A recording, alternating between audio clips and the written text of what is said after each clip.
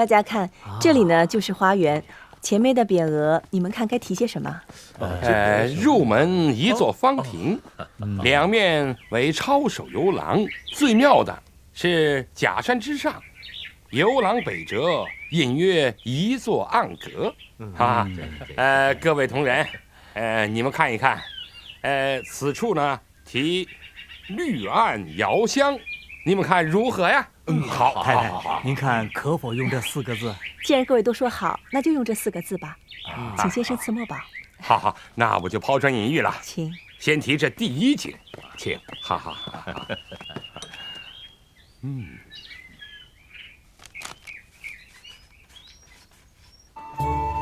各位请这边来。你们看，前面呢，这都是几座阁楼，再往前就有观景台。这里的匾额是不是也该题些什么？请带我们去看看吧。请。走。这里就是观景台了。不错，真是太漂亮了。诸位仁兄，此处的景色与西湖的日月光华十分相似。我看就题水木战华最为贴切。各位觉得如何？好。再到前面去看看吧。请。他们在干什么呢？这是雪原请的文人名士为园子题字呢。哎呦，这园子还要题什么字啊？娘，这您就不明白了。这么大的园子，这么多的景色，总要一处有一处的名字，才显得气派。这么大的园子，这么多的房子，要是不起名字的话，谁知道哪是哪儿啊？现在是越来越讲究了。过去呀，那房子能遮风挡雨，暖暖和和就行了。现在呀，这么大的花园，还有这么多的院子，房子是数也数不清。我要自己出来呀，准得迷路。娘，到时候让丫鬟领着您。雪岩他爹怎么也不会想到，老胡家会变成这个样子。轩辕兄，他们还没题完。哎呀，地方大，边看边题，总是要花点时间的。我就奇怪了，你什么时候结交这么多的文人雅士啊？说了不怕你笑话。想当年我在杭州跑街，那些文人我认识他们，他们不认识我，我都不知道什么时候开始，这些文人都认识我了，变成了我家里的常客，每天到我这里来啊，是谈文论武。哎呀，现在想想，这些人呐，不是真有学问。真有学问的人呐，人家不会轻易到你这儿来，也不轻易恭维你。那你为什么不找些真正有学问的人来给你提匾呀？不要笑话，我请了，人家不来。说白了，从骨子里，人家瞧不起我们商人。以后我给你请，从上海请。那你就多费心。真是不错。各位这边请。不错，交流啊！请。这边。哎呀，各位辛苦。谢谢胡老板。哎呀，你这里的园子是尽收天下美景，巧夺天工，在杭州那是独一无二的呀。谢谢，这都是易先生的功劳，没有他就没有这个园子。都是易先生的功劳啊！好，请，园子都转过了，都去过了，匾额该提的也提了。好，请，来，各位先到大厅休息，一会儿到冷香院吃饭。请。润笔准备好了吗？准备好了，每人奉1包银子，凡提过匾额的会另付。好，就这么办。请。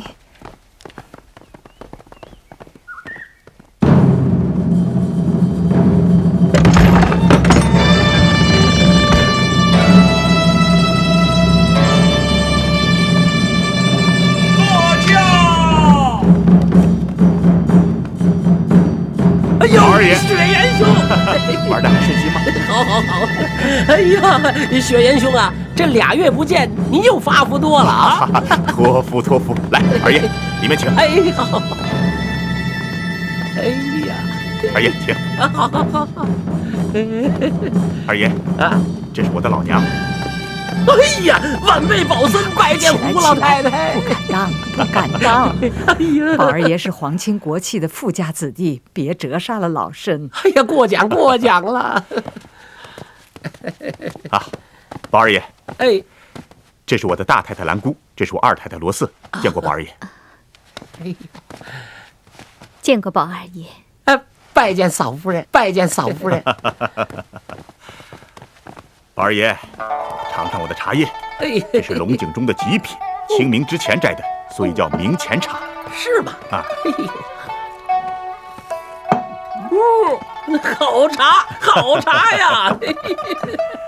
哎呀，人人都说这杭州是人间的天堂。哎，今儿个一见，果然是不错呀！啊，雪岩兄啊，您这园子虽好，但是美中不足啊。美中不足啊！二爷，请你指教。雪岩兄，您这府里头，我怎么没瞧见姨太太呀？我就没有姨太太，你当然见不着了。哎呀，这怎么行呢？像您这身份，这么好的园子，起码得有10几个姨太太放在这儿啊，迎来送往，妻妾成群才对呀，要不然人家会笑话你的。有这么严重吗？哎，雪岩兄，这您就不懂了不是？这皇上啊，他有3宫6院，王公大臣们有大小福晋，那都是组织。您是什么身份，就得讲什么排场，既不能越轨，又不能欠缺，要不然人家会笑话你的。宝二爷，你有所不知啊，我对这些不太在意，我觉得有2个太太就足够了。哎，可这不是在意不在意的问题呀，雪岩兄，您就是金身罗汉体，那也得有一群姨太太跟这放着，要不然呐，不合规矩呀。那依你之见，我该有几房姨太太呀？您这身份，您这地位，最少12房。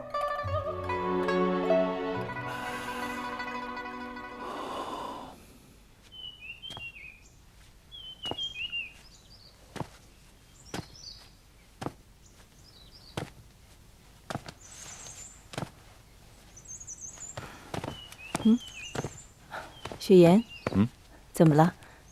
有什么心事吗？没有啊。还想骗我？有什么事说说看，也许我能帮忙啊。哎呀，真是什么事都瞒不过你呀。到底什么事啊？坐，来坐。有什么事要跟我说啊？还真有一件要紧的事，要你去做。这个宝二爷啊，刚才给我说了一件事，他说让我他说让我娶几房姨太太。哎，他跟我说呀，以我现在的地位身份，如果不娶姨太太的话，那恐怕让人笑话，因为这不合礼数，也不合规矩。这个忙，我怎么帮得上啊？你，去。来，二爷。请。哎呦，胡老板您来了啊！请。几位您请。西湖醋鱼。二爷，您里边请。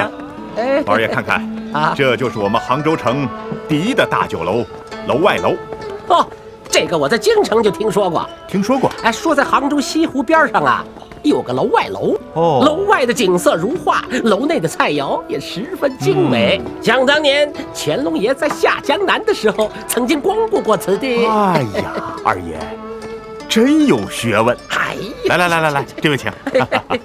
哎呀，不怕您笑话，要说吃我很在行，不敢说是吃遍了天下的美食，也敢说食之有6啊。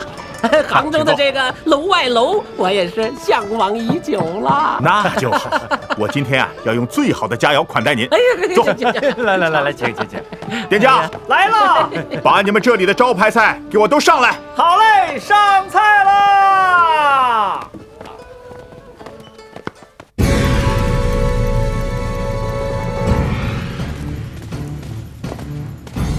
禀大帅，东南部已经全部收复，全歼敌寇6000兵马，缴获洋人制造开花大炮4门。还有什么？敌寇已军心涣散，闻风丧胆，准备退兵守城。传令各部，以日进120里的速度追前敌寇。是。今天我们是满座皆欢呐！楚叛军占领了小部地区，西北边陲的大部分领土都已收复。左宗棠还谏言，西北立即建省由朝廷管辖。好啊，实地收复，一扫我大清在西北10余年的颓势，真是壮我大清国威呀！是啊，二位王爷，有几个外国公使已经商议对我提出交涉，要我大清承认西北局部地区作为附属国，但不必朝贡，免得我大清劳师万里，耗费军饷，战祸连连。哎，李大人，外国公使怎么会向你提出呢？他们无非是想通过我来探听朝廷的态度。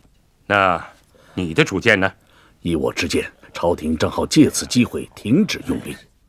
左宗棠虽收复失地，若深入近剿，条件更差，山高地险，军需难以保证，军费消耗甚巨，势必患得患失，恐我大清将陷入无休无止的征战之中，左宗棠也将功不复过。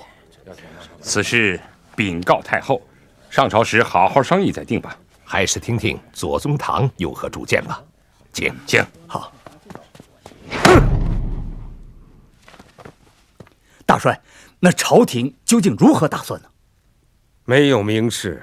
那大帅，你想如何回复朝廷的问询呢？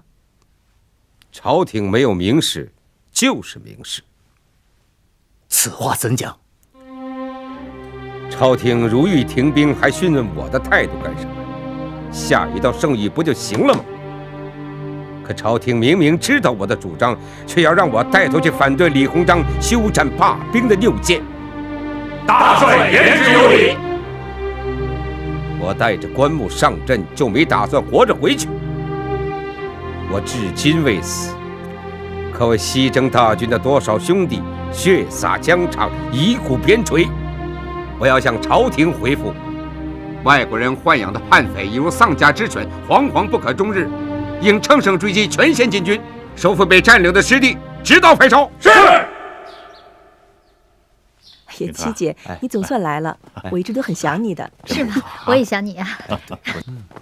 不错不错。我听小爷叔说呀，修了老期间，盖了新期间，这花园啊比王府还漂亮，所以我要过来看看。当然了，我也早盼着你来呢。哎，娘。哎呦，七姑娘啊，老奶奶，我想死你了。我也想您呐，老奶奶，我给您行礼了。自家人就别客气了。老奶奶，应春说您明年69，后年70，明年做酒，我和应春呐一定来给您祝寿。对，给您来拜寿。我们好好热闹热闹。这当然要热闹。好啊，热闹热闹可以，场面不要太铺张了。你们陪他们去看看我们的园子吧。我陪他们去。好，走吧。好，娘，我们去了。我们去了。应春啊，说实话，前一阵子为了这个园子，忙得我是焦头烂额呀。那你也是忙出头去了是？你来看，还喜欢吗？我喜欢。哎，刚才园子里那些女人是谁啊？啊，那几个，她们是许元新娶的姨太太。什么？姨太太？她娶姨太太了？还好几个啊？不止，她要娶12个，说是这样才合规矩，不会被人笑。谁说的？我看小爷叔啊，是彻底变了。七姐，其实你和应春都是她的好朋友，有机会帮我好好劝劝她吧，别这么张扬下去，总有一天会出事儿的。而且当铺的事她也该管管，听说那个唐子韶黑了她不少银子。什么？有这样的事啊？我怎么说她都听不进去。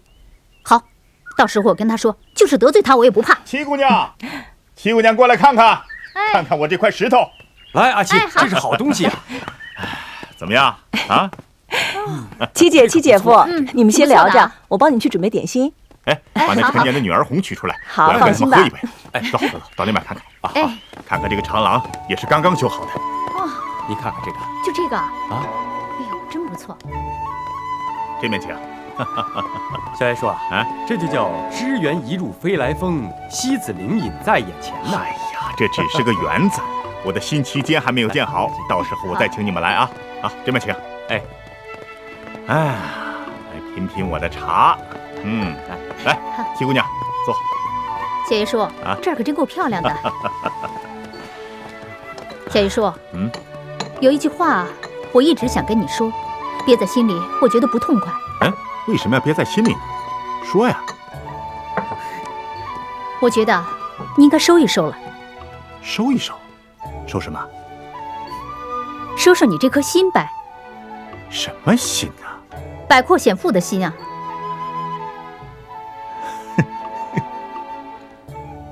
另外还有，能不做的生意不做，这已经做的生意要把它做得更好。哎，阿七啊，你这话怎么说的？小爷叔做生意还用你来教？迎春，现在能跟我说实话的也只有七姑娘，她的话我还真得听。七姑娘说，有些话憋在心里很久了，想跟你说又没有机会。既然小爷叔愿意听的话，我就实话实说了，就是得罪你我也不怕。只要小爷叔有一两句听得进去，就算记恨我也值得了。我怎么会记恨你呢？只要你跟我说的是实话就好。那好，小爷叔，我就实话实说了。说句实话，我现在对你的感觉和10几年前相比，对你的敬重大打折扣了。可是我对你的关心却有增无减。有的时候为了你的事情，我思前想后的，一夜都睡不着觉。哎呀，这七姑娘真不愧是我的患难之交啊！我也知道，这些年我的为人处事不像10多年前，处处都是替别人着想。不过也还算对得起人啊。尽管这场面铺的是大一点，但是用人得力。我就不知道七姑娘为什么就愁得一夜睡不着觉呢？我是愁你树大招风。小爷叔，你是丈八灯台，别人都沾你的光。你把别人的路照得又明又亮的，让别人走得又稳又快，可是你自己呢，却照不到自己。七姑娘，今天既然没有外人，有什么话你就直说吧。阿七啊，你说1、2件实事儿，小爷叔心里自然就有数了。那好，我就说一件，小爷叔你自己都不知道的事情。有些人呢，得罪了人，可是把账呢，却记在了你的头上。有这种荒唐事？简直就是荒唐到了极点。小爷叔，你还记得吗？去年冬天的时候，你失衣不食，凡是可以舍下脸的人都可以来领东西。当时发的是一件蓝布棉袄和跟饭碗一样大的4个馒头。没错呀，这馒头和棉袄我都亲自检查过了。你做善事发善心没错，可是结果怎么样呢？结果是别人记恨你，痛骂你，连你的祖宗8代都给骂出来了。究竟是怎么回事啊？有的人贪小，排了一次队领了，第2天再来，无非是想多领一份施舍。往宽处说，人家也是花费了功夫力气，不算是白捡便宜。就算从严训斥几句也就罢了，谁知主事的出了个损招，在出口的地方拿着剃头刀，把人家头发剃去一块，作为领施舍的记号。小爷叔，你想想，有的天不亮去排队，到了晌午才轮到，碰到这么一个规矩，不领吧白吃一场辛苦，于心不甘；领吧头发削去一块，挂了块吃施舍的招牌在头上，能不叫人骂你胡大善人缺德吗？是啊，雪原兄，这样做这不明摆是侮辱人吗？这事我一点都不知道，今天我就查，查出我就严办他。小爷叔，你也不必去查了，这个人呢，现在已经不在你府上了。说吧，还有什么事？还有比这更严重的。还有比这更严重的？您看我这可是好东西啊！我们家里看看，这你看我们这不会对，看看这个吧啊，这成才多少钱？这给多少？哎呀，这个不好说。您想当多少？唐总管，这些东西都已经满当，您看。哎，老规矩。唐总管，这块翡翠值50两银子，您看怎么算？哎呀，算20两吧。哎，这块玉镯算10两。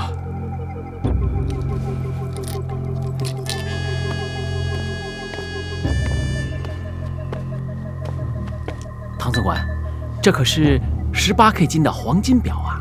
啊，金表？哎，您看这颜色。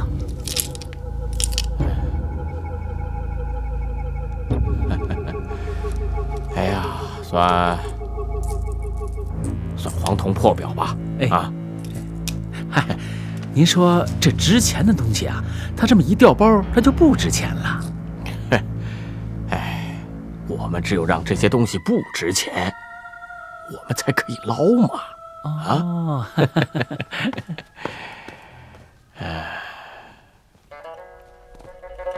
小爷叔，你有多少家典当？这多少家？20多家。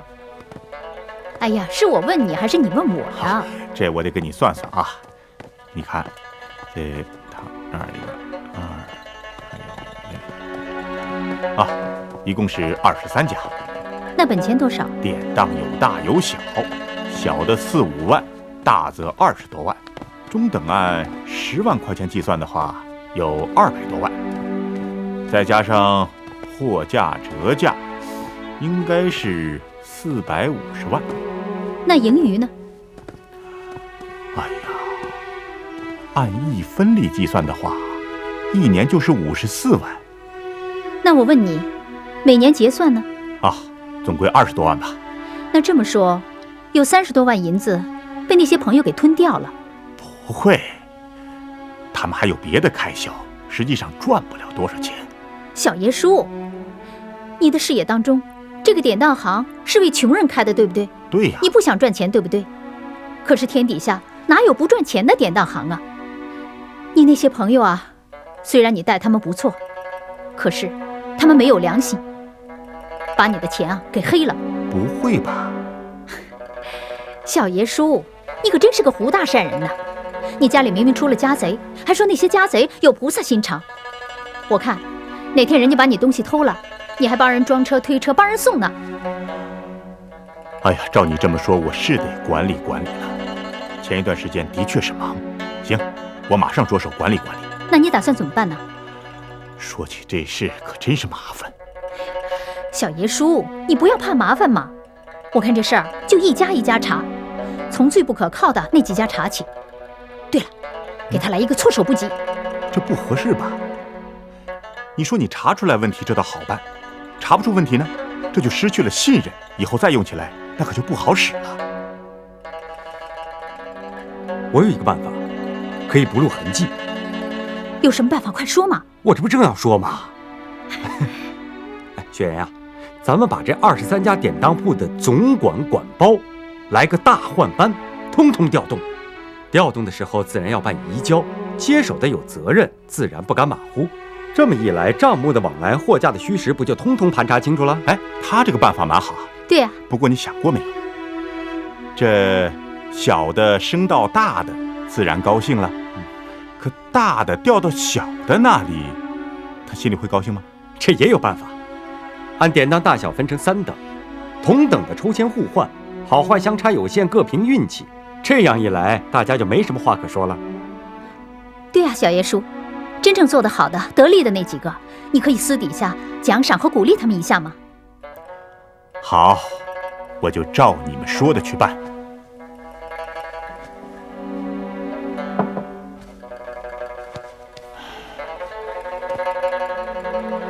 子少，你是我23家当铺的总当手，算是一个大头。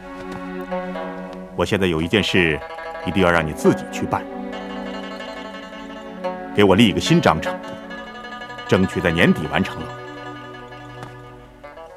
要让每一家当铺立本新账，账目一定要界限分明、清清楚楚。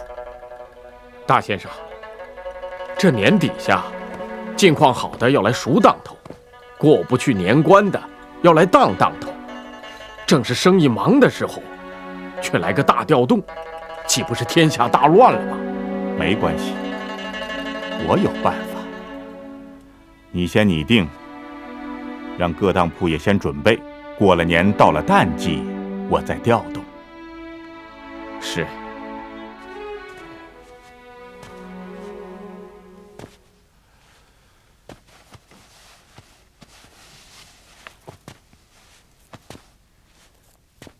你这是怎么了？晚饭也没吃几口，现在又一个人到处乱晃，病了？我没病，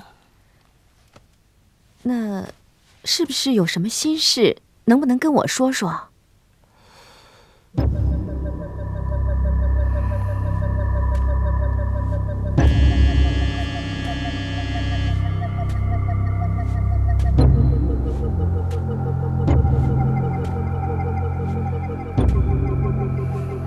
你这么看我干什么？月如啊，大祸临头了！大祸临头？你闯什么大祸？这是我自己闯的祸，是财迷心窍闯下的，而且越闯越大呀！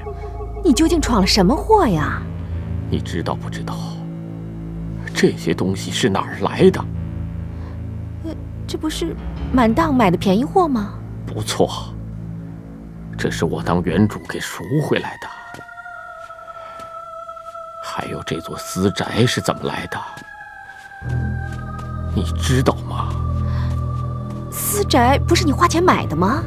哼，凭我那点月俸，怎么能这么快买得起这个宅子？是用大先生的钱买的，查出来不得了啊！不会的，大先生他为人厚道，你只要老实跟他说一声，认个错，把亏空全都补回去，他一定不会为难你的。没有用，这不是我一个人的事，他们一定会查出来的。到时候不用大先生亲口赶我走，我也没脸再混下去了，只好回家去吃老米饭。也是我自己做的孽呀！我心里难过的是，苦了你，害了你呀！害了我？怎么会害了我呢？你想想，作弊被抓，自然要赔。你的这些首饰，恐怕一件也剩不下呀！不剩就不剩了。不义之物不可贪，我不在乎。你赚了那么多银子，以后再给我买2件，我戴了也心安理得，理直气壮嘛。这还是小事。大先生当年挪用500两银子给王有莲进京，就丢了饭碗呐。杭州没有一家钱庄收留他，就是到了上海，要是让人家知道了，立刻就被开除啊。大先生当年是挪用，我是贪赃啊！大先生只挪用了500两，可这几年我贪的赃10万两都不止啊！到时候我得全部退赃，我就成了穷光蛋了。上海、杭州、宁波，我哪儿都待不下去呀！那时候你就得跟我回老家种地种田，担水劈柴去做农夫。我吃不了这个苦的。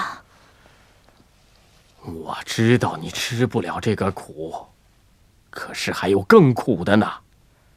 我在老家还有个大太太，你得跟我回去，还得坐低拂晓，早晚伺候大太太。我宁可死也不愿意跟你回乡下，给你做小妾。你也真是的，除了每月的薪俸之外，光是存香和公抽的外快就不少，年底还有分红，放着这么舒舒服服的日子不过，你非要再去搞什么贪赃这种鬼花样。哎呀，这世上没有卖后悔药的，我就是后悔也来不及了。月如啊，我对不起你呀。可是事情已经做了，你埋怨我也没有用啊。如今只有想法子来补救啊。那有什么法子可以补救啊？如果你愿意，我倒是有个办法。我当然愿意了，可是我愿意有什么用呢？当然有用，我只问你一句，愿意还是不愿意？我当然愿意啊，可为什么我愿意就有办法呢？这是因为我想让你用身体去迷住大先生。亏你想得出这么不要脸的主意！人有脸，树有皮，我怎么能会不要脸呢？可是事急无奈呀，与其让同行们骂我不要脸，还不如在大先生面前不要脸。你说，我的打算莫非错了？你的打算没有错。如果你不要脸，我还要脸呢。哎呀，这件事只有天知地知，他知你知和我知，没有其他人知道。而且，你的脸面一定可以保得住。月如，我求求你了。这种下三滥的事，我怎么做得出来？还是跟大先生。月如，为了我，为了咱们这个家，你就答应吧，啊！月如，只有你能救我，你救救咱们这个家吧，我求你了，啊！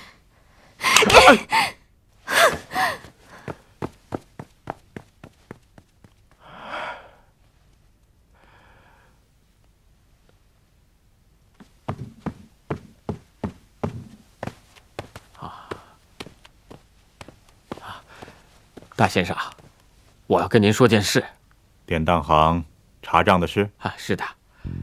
湖州恭顺典施总管聪明能干，23家典当排行原先是老8老9，这几年年年盈余居首，跃居第1。坐啊好，我想去看看施总管，和他商量一下整顿的事。是该去看看。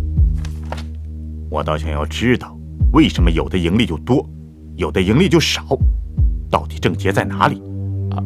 是，大先生有没有话带给施总管？什么时候走啊？我随时可以走。好，等我想好了以后，我再告诉你。这样好了，大先生哪天中午有空吗？有事吗？是月如，总想弄几个菜孝敬大先生。我想，不如请大先生到家里吃个便饭，有什么要告诉施总管的，顺便就可以告诉我。哎呀，有几年没有吃月如做的菜了。月如做的菜确实好吃。我想想看啊，今天不行，明天，那就后天下午吧。请大先生点几个菜。哎呀，月如做的菜样样都好吃，不过有几样菜怕麻烦。哎呀，不要紧，大先生您尽管吩咐。月如做的有一道菜叫核桃腰子，不错。是，还有呢？哦对了，有一次啊，他孝敬老太太做过一个蒸蛋，也不错。那是3鲜蛋，不费事儿。还有呢？哎呀，我就能想出这2样。行啦，不用做多，做多了也是浪费。是，那就后天中午，我和月如恭候大先生早早赏光。兵略自古以来围城打援屡见不鲜，可是有的人就是不会用。我5万大军横扫南北，所向披靡，他李鸿章就是带10万大军来，他也打不下来。当然啦，他也不会来，胆小如鼠嘛。禀报大帅，叛军首领及其手下帐外求见大帅。他来干什么？县城启降，投奔大清。好，以礼相待，快有请。是。大先生，快请进。月如啊，月如。快点！大先生来了。月如，大先生，大先生更衣呀！好。你现在不一样了，你是姨太太，自己来，自己来。大先生，是不是马上开饭呢？坐。好了就开始。好。子韶啊，什么时候走啊？我今天下午就走。到了湖州，告诉施总管，说今年司的生意不太好，市面不好，让他对蚕农尽可能的照顾。是。大先生总是体恤蚕农啊。这蚕农从养蚕到骚出丝来，实在是不容易呀。一定要嘱咐施总管，宽松再宽松。即或是把丝典当到了行期，能不卖就不卖。满当到期的丝就变黄了，要是不卖掉，那越摆越黄，那就更不值钱了。大先生，请用，我们边吃边聊。你记住了，我收丝最终是一定要卖丝，不过这路数要摸清楚，只要是上海缫丝厂来买，绝不卖。是，不过他们存心要收，挡也挡不住啊。人家可以从蚕农手中收了当票，然后再把蚕丝赎走啊。我就是要让他们这么做。蚕农多不容易呀，他们赎不起，能拿当票换几个钱，那是好事。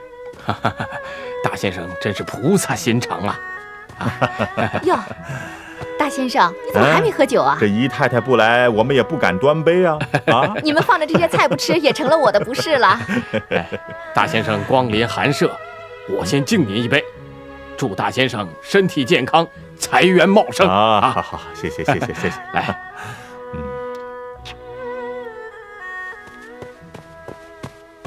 禀报大帅，讲，叛军首领送来降书，请求大帅接收并入驻城中。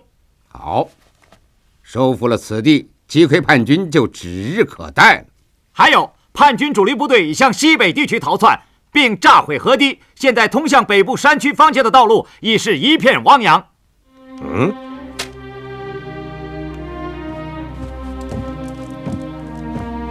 看来暂时无法追击叛军了。晋军延缓，我西征大军将不得不在风雨高原上进行冬季作战，怎么办？看来只有求助于胡雪岩了，请他立即赶至御寒冬衣，并以最快的速度运到前线来。大帅，这御寒冬装只可仅一时之需，我西征大军将长期驻守西北，实行屯垦，这才是长久之计啊！那就一并告知胡雪岩，请工匠在西北地区建工厂设转运，一劳永逸地解决军需供给。是，这可就太难为胡雪岩了。没关系，天大的难事，只要交给胡雪岩，就一定能够办成。你说呢？是啊，来，请。哎呦，月如姑娘，这就是我喜欢吃的三鲜蒸蛋，对吧？哎呀，你看看月如姑娘啊，嫩而不老啊！你说别人做的怎么就上面嫩下面老呢？所有的佐料都在底下硬邦邦的，你说说，你这有什么诀窍啊？诀窍啊，就是要分2次蒸。2次？先用火腿汤搅拌，然后打透蒸熟。这时候啊，再放些佐料，什么火腿屑呀、冬菇丁啊、碎虾米什么的。这时候呢，再放一只生蛋，充分的打透，上锅蒸熟，这样就成了三鲜蛋了。原来如此，好。来，赶紧尝尝。自己来，自己来。哎呦，都1点多了。几点开船呢？2点。大先生，我就不陪您吃了。让月如陪您吃吧。去吧。大先生，您先坐着，我送子勺就回来。都是自己人，不要客气。你慢一会儿吧。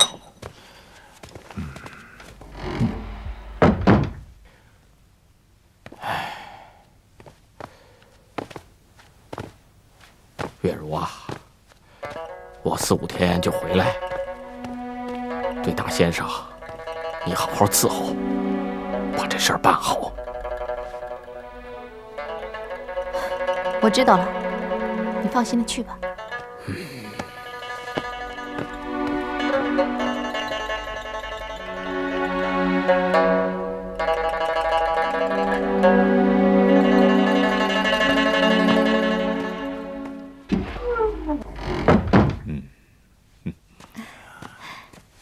大先生，喝酒，来，我敬你3杯。好，这第1杯。谢谢你这几年对子勺的关心照顾、提拔和重用。应该的。这第2杯，我祝大先生财源滚滚，永发利市。来，干！来，干！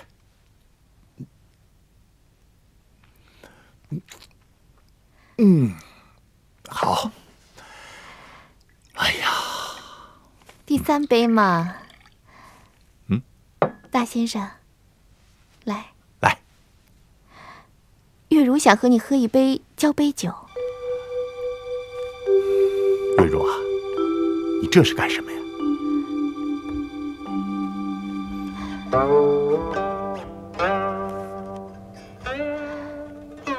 大先生，我一直都很敬佩你这样的男子。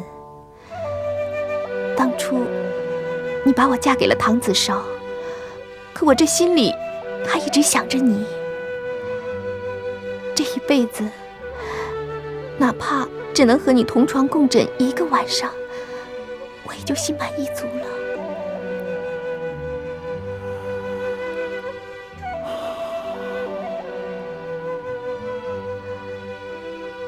怎么，你不喜欢我？你是我胡府的人，我怎么会不喜欢你？那是我不漂亮。月如，我知道你看不上我。当初我在府上的时候，你是看都不看我一眼。不是这样子的。那是哪样的？我只是不明白，为什么要这样做。我知道，你娶了姨太太，是我没有这个福分，进不了府。月如啊，我把你嫁给子韶，是希望你能有一个好的归宿。他对你不好吗？不好。哎，这就好。这个女人呐，只要找到一个爱自己的男人，这辈子她就算有了依靠了。只要你们两个能够好好的过日子，我看着心里就高兴。啊？大先生，救救我们吧！求求你了，救救我们吧！月如，你这是怎么了？